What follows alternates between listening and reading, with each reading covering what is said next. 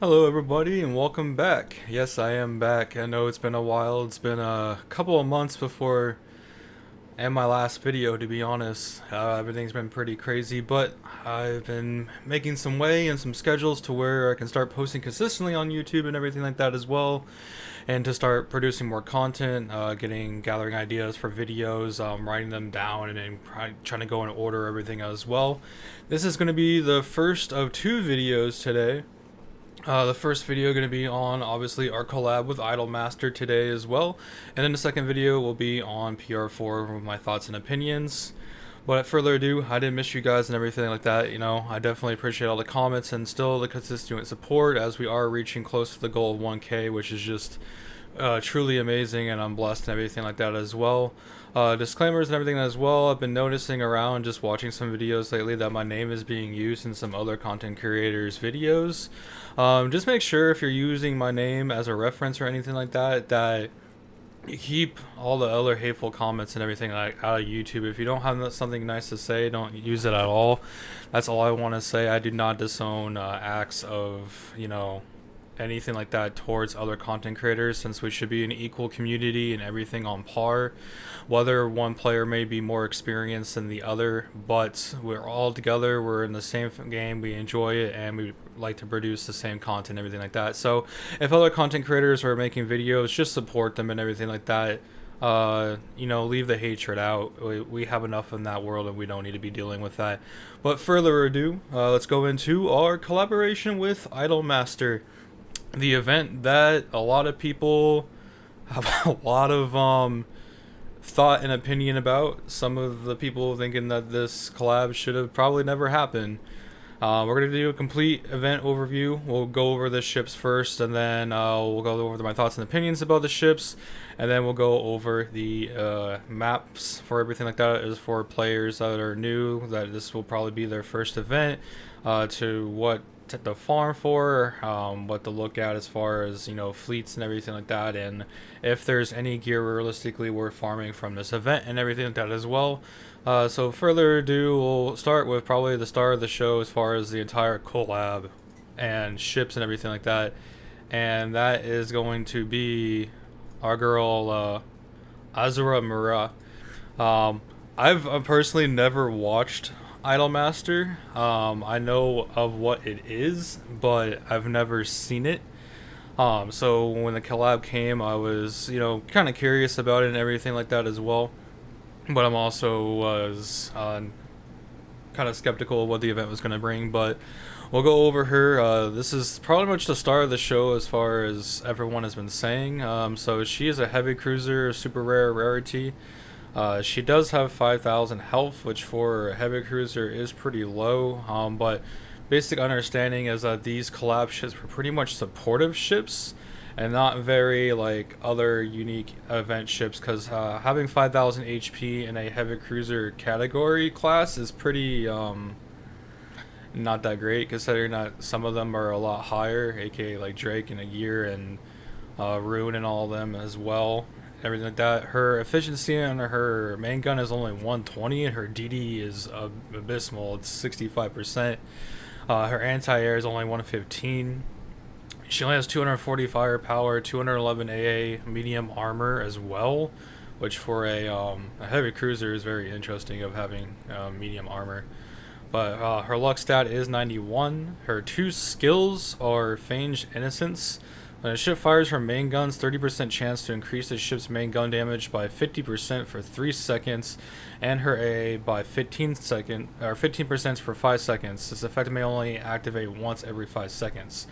So you have a possible chance of increasing your damage by 50% for only 3 seconds, and your AA by 15%. So I mean, if it goes off, that's great. But the skill is very minimal. I mean, a 30% chance proc rate for only lasting for 3 seconds for firepower, and the AA only for 5 is really not going to be a huge minimal thing for a battle.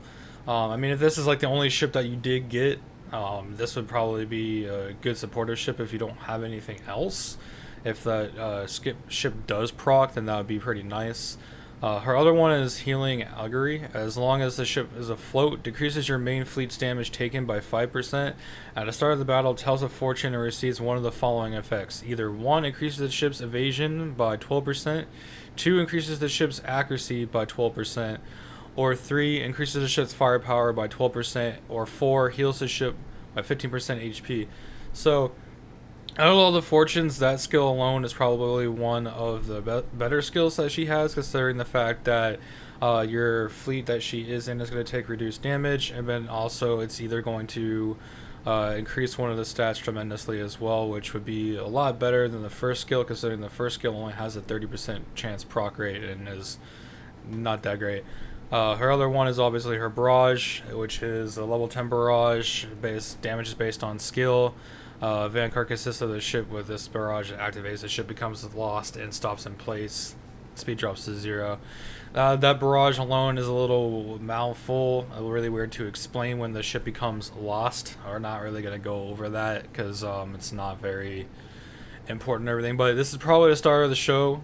As far as it, she has a construction time of a really weird construction time, 159.50.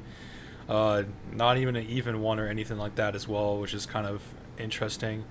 She is both event shop and map drop as well, and construction, so she is all three. You can either get her in the map drop of SP4, or you can get her from the actual event, or you can get her from the SP stage as well. Going into the other one is, I'm probably going to butcher her name, is Chihaya Kisaragi. She is the aircraft carrier for Idolmaster.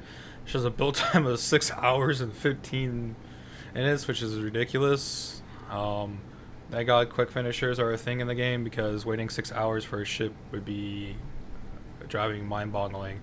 Anyways, for her stats, she has 6,000 health, which is not too bad for a carrier. She has 316 AA, 429 aviation, medium armor with 72 luck, 88 accuracy, 145 reload. Her skills are Cerulean Song. When the ship launches her airstrike in a battle, 80% chance, 100% on subsequent airstrikes, to launch a level 10 special barrage damage based on skill, obviously. At the start of the battle, if there is another Idolmaster collab ship in your fleet, increases the first activation chance to 100%. So she fires special barrage. If there is another Idolmaster collab ship in her fleet, her barrage will go from 80% to 100% on that trigger as well. Her efficiencies aren't too bad as far as, fighters, dive bombers, and torps, but she's a 2-3 slot loadout, which is, to be honest, not that great. So 2 fighters, 2 dive bombers, and 3 torps, compared to, like someone like Shinano that has like 4+ on most of her, her loadouts and everything like that. Her second skill, we got the Fruits of Labor. When a ship sinks, an enemy increases the ship's aviation and reload by 5% until the end of the battle. Can be stacked up to 3 times. At the start of the battle, if there's another Idolmaster collab ship in your fleet, adds 3 stacks to this buff. So, once again, all the Idolmaster ships being made to, work with together, adding buffs and everything like that as well. But, based off of everything else, I don't think she's going to be very competitive against, obviously, other CVs that exist in the game. But if you're lacking in the CV category and do need a supportive CV, she definitely could help you out if you don't have anything else to use. But there are earlier on ships in the game that could be a lot more resourceful to you and everything like that as well. Her third skill, Along the Ocean Wings, decreases the loading time of the ship's first airstrike by 10%, 30% max, decreases damage taken by 10% for all Idolmaster collab ships in your fleet. So a lot of damage reducing capabilities and skills, self-reload, aviation skill buffs, with Idolmaster ships being in yours. So obviously if you get another Idolmaster, use her with her, and you'll be getting your stacks buffed and, decreased damage, which always having decreased damage on your fleet is great, because that means you're going to take less damage in battles, which is what we always want. Moving on to Haruka Amami, which is the first one I pulled. I usually do 10 pulls for the event, but I was just doing daily 3, and she was one of them out of my very first one. Her construction time, again, another really weird one, 1 hour and 7 minutes and 10 seconds. I don't know what these build timers are, but they're very awkward. Classification of a light cruiser. She has 4,000 health, 163 firepower, 359 AA, so she has a shit ton of AA. 360 torp, which is also pretty good as well. 83 luck, 159 accuracy. Her CL efficiencies, she actually has one of the highest efficiencies pretty much out of like all of them. Granted that obviously she's a light cruiser and everything like that, but her efficiencies are very actually good for a light cruiser. But her skills in the department is also lax because they are very how do we put it, wonky. Her first one is cutesy clumsy. Each second in combat, the ship has a 10% chance of dealing 43 damage to herself. If this effect activates after 3 seconds, heals the ship and the lowest HP ship in the fleet for 5% HP. The effect can only activate 2 times per battle. So she hurts herself for 43 damage, and then if it does proc, she'll heal herself and another ship for 5% HP, which is, it's cool and all, but why hurt yourself when you're in battle? You know, it's not a trade-off here where you hurt yourself and then you're like, you gain a heal, you know. So it's like that could be critical when someone is, you know, actually trying to do a stage that the ship could actually kill itself, and then you're unlucky, you know, it faintly heals, and then the next barrage that or salvos that the enemy releases, you're practically done for because your ship killed itself or tried to kill itself and everything. So very interesting skill, but I don't see it as very useful or anything. Her second skill is in iDOLM's ambitions. When the ship fires her number 3 wave of torpedoes in a battle, increases all enemies damage taken by 15% for 5 seconds. As that the effect activates when the ship fires her torpedoes, decreases the ship's damage taken by 8% until the end of the battle, and can be stacked up to 2 times.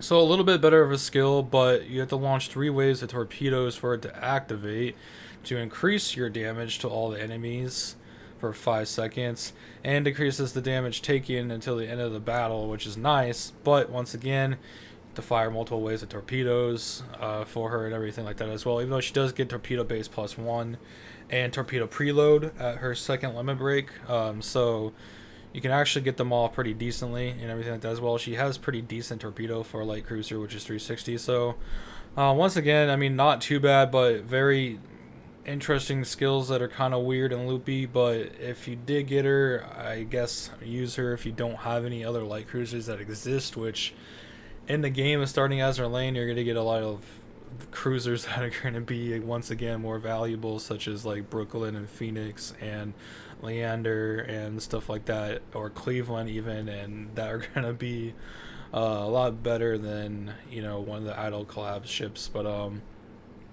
once again, it's up to you if you want your waifu idols or not, and go for moving on. We have Iori and Minase. I'm pretty sure I butchered that too. I'm not good with names, I'm sorry. She is the battleship of the iDOLM Master Collect. I actually, out of most of the art, I actually do like this rigging. I think it's kind of cool. I like the pink swirls and everything, and I like her actual rigging. I think it fits her outfit really well. So this is probably by far one of my favorite as far as the actual art of it and everything like that as well. And once again, build timer 12410. Really weird things going on here, but I don't know what they were deciding when they made the build timers for this event, but it's quite interesting. So for her stats, level 120, 421 in firepower, 7,816 health, 377 AA, heavy armor with 77 luck, 56 accuracy and 150 reload. Her efficiency on her main gun is 135%. Her DD is 200 and her anti-air is 100. So not too bad efficiencies and everything as well. Pretty decent health, pretty okay firepower and everything as well. Pretty decent AA. What's funny is that how majority of the ships got 3 skills, she only got 2, and she's an SSR, which is very interesting. Where all the other SSRs got 2 or 3 skills, she got 2. So her first one is Iori Strike. Increases the ship's damage dealt to heavy armor enemies by 15%. When a ship fires her main guns, 100% chance to fire a level 10 barrage Special barrage damage is based on skill level. So that's also very interesting. She does more damage to heavy armor, which I guess in later chapters would be a lot more valuable. But obviously, with how many battleships out there are now that are who we have, it's going to be bare minimum to none that majority of people will use her as an actual battleship. But once again, any of these ships, if you're a new player and don't have one to use, if you especially don't have a battleship, you could definitely use her. She'll be viable and everything for you if you don't have a usable battleship to go on with. Her second skill is Iori Defense. At the start of the battle, randomly chooses one other ship in your fleet and decreases her damage taken by 10% for 30 seconds. Once the effect wears off, heals the ship. So all of them have some form of defense skill or some heal. Hers is the random ship, so it can randomly target a ship. Hopefully it targets the one that's taking the most damage in your fleet, so it can stop taking damage and get off that heal and everything like that. I don't know exactly how great her healing scales, but I mean 10% at max level of HP. If it's 10% of her HP, that's a pretty decent heal. Or it's 10% of the HP that is randomly chosen by one of the ships. So it could be either a pretty good heal or it could be a pretty mediocre heal depending on what ship it targets. So not super viable skills there, but in the end still works out, you know, better than nothing, you know. So moving on, we got the KekW subs, the twins, the things we don't want to talk about, the submarines that have an 8-minute build timer. That's interesting. Look at that health, some spicy. Look at that efficiency. KekW, prankster cheer Ami. When the boat enters the battle, it decreases the speed of a random ship in your vanguard by 1 for 1 second, then heals said ship for 100 HP and increases her evasion by 8 seconds. So her skill is a meme skill that slows your ship down in your vanguard and then meteorically heals them. I don't understand why would you make a submarine that does that. So in other words, don't use them, because that's a meme skill. If you want your ship to die, then use them.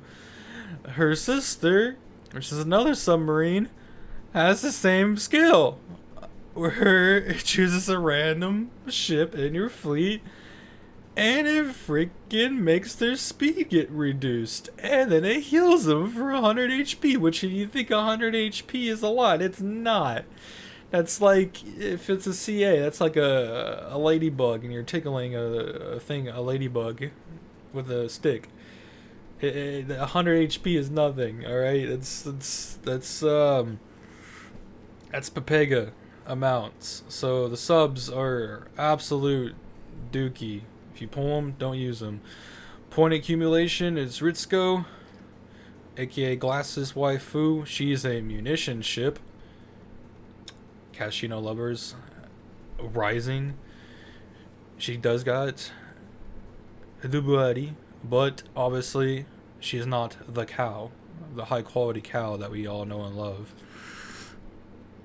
Her skills are Fleet Course Management. That's a wall of text. Jeez, 5 seconds after the battle starts, as well as every 20 seconds, fires a special barrage, damage based on skill. Enemies hit by this barrage take 15% more damage from the Idolmaster collab ships for 5 seconds. At the start of the battle, if there are no more than 3 Idolmaster collab ships in your fleet, increases the ship's firepower by 100% and improves the barrage. Whoop-de-doo, man, that 100% improves this firepower 100% on the firepower that she is currently sitting on of 70. That's crazy. 100% of 70. Crazy firepower, bro. Insane. Big damage coming out of her. Logistics Buddy. What a skill name.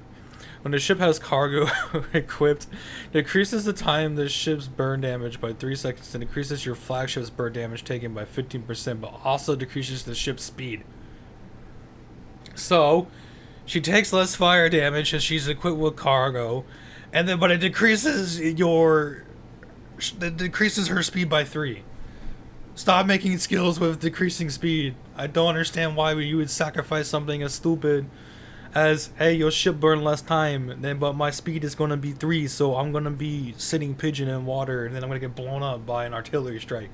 So it's, once again, don't, long story short, just don't use them. Just don't use them. She's not good. Just use the cow. The cow's better. You got your waifu skins, you got all the nice kimono skins and everything like that. You got probably one. I honestly like this dorm. I think the 765 production dorm is actually pretty cool. So if that's like one thing that you actually like want to get, I would recommend it. Dorm's pretty cool and everything like that as well. So we'll move on to the actual ship, aka maps and everything like that. What if this event have anything that's actually worth farming or have a saving grace besides the amount of KekW that we got trolled with in this collab with these ships existing and everything like that as well. So SP1 is a joke. Its mobs are literally level 16 to 18. Its boss is only level 20. You can literally 1-1 like the entire event. You can 1-1 this stage and 1-1 the SP stage if your ships are higher level than like 50 or 70 and decently geared. Especially as a new player, you can easily 1-1 and combat on your oil if you have a ship that's over the actual level that's required in the map. Considering that you're going to be doing increased damage, you're not going to get damage decreased from them. SP1 has literally nothing to offer besides the 410, which you can get these out of boxes, and being new, you should have a decent amount of these and everything as well. But if you need a quick barrage trigger BB gun, this will be one of your best until you can get obviously one of the ones from PR and everything like that as well. But other than that, the map drops some pretty nice ships for a new player if you ever need it. You got Queen Elizabeth and Nelson and Shoho. Shoho, a great healing CVL, aka light aircraft carrier that has the ability to actually do DPS while healing. Queen Elizabeth, which buffs all other HMS, BBs, and everything like that in the front line, and in the front line, the back line, and everything like that as well. You have Nelson, which would be a very good BB to have. Big 7 barrage, so really good barrage, really good strong damage, and she'll be great to have as a new player and everything like that as well.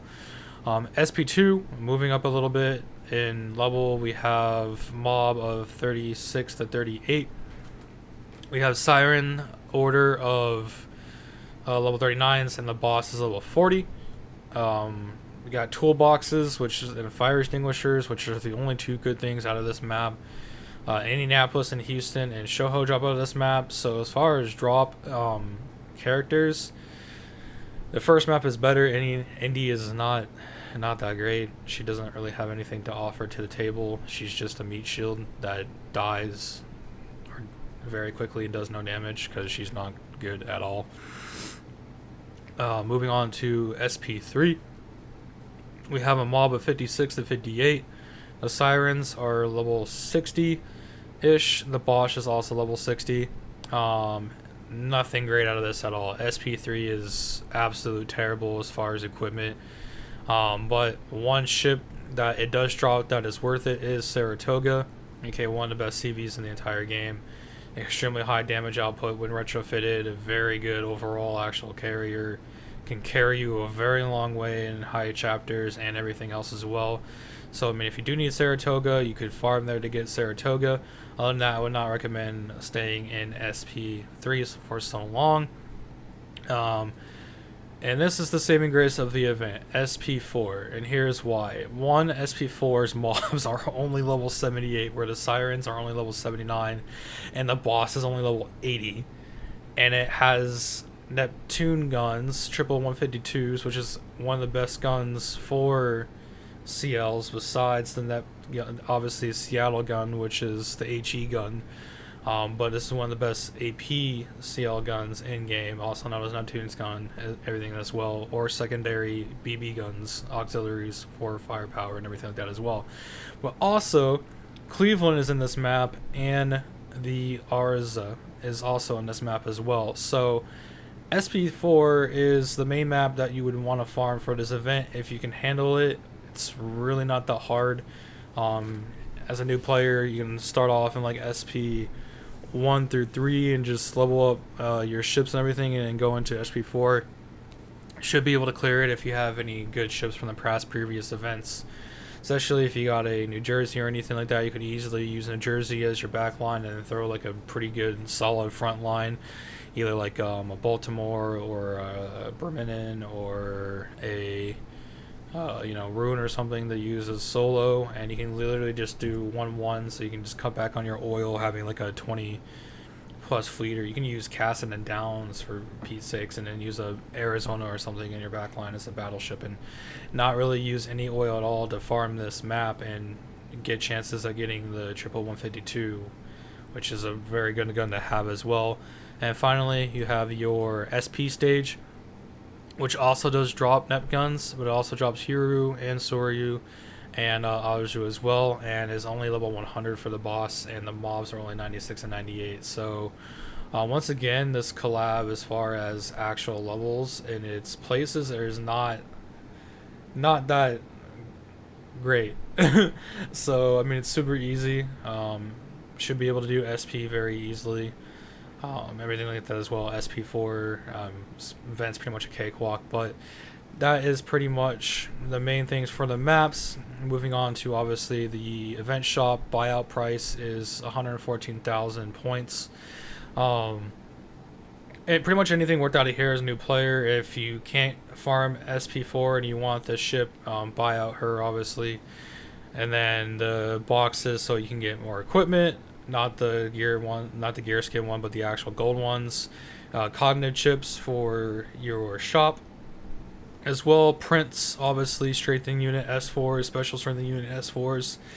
Get the DR, get your PR prints, start working on your PRs, get your prints so you can start getting more prints on early and everything as well. You got general parts as well, which is always great. Coins, oil, and Oxycola. So pretty much this like half on from the strengthening and the parts is like your main focus that I would say go for as a main player. You obviously don't need 114,000 to clear out the shop, because half the stuff in the shop's not even worth it at this point. So other than that, guys, this is my event overview for Azur Anthem and our Idol Master collab event. I hope you guys did enjoy. Again, I am sorry for being away for so long, but I did want to make a video out on this as well. I will be getting another video out later today after I put this video up on YouTube and everything of this and get ready for this to render.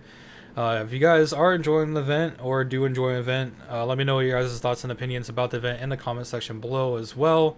If you are enjoying my content as well, make sure you come over and hang out with us on Twitch. We do stream 2 to 4 times a week on Twitch as well, and everything, and have an awesome community over there. If you guys do have any questions or anything on the videos or in general of Azur Lane, come join our community Discord that will be posted in my description below as well, where you can come hang out with me and a bunch of other content creators and everything like that, and we will gladly assist you with any Azur needs that you guys did.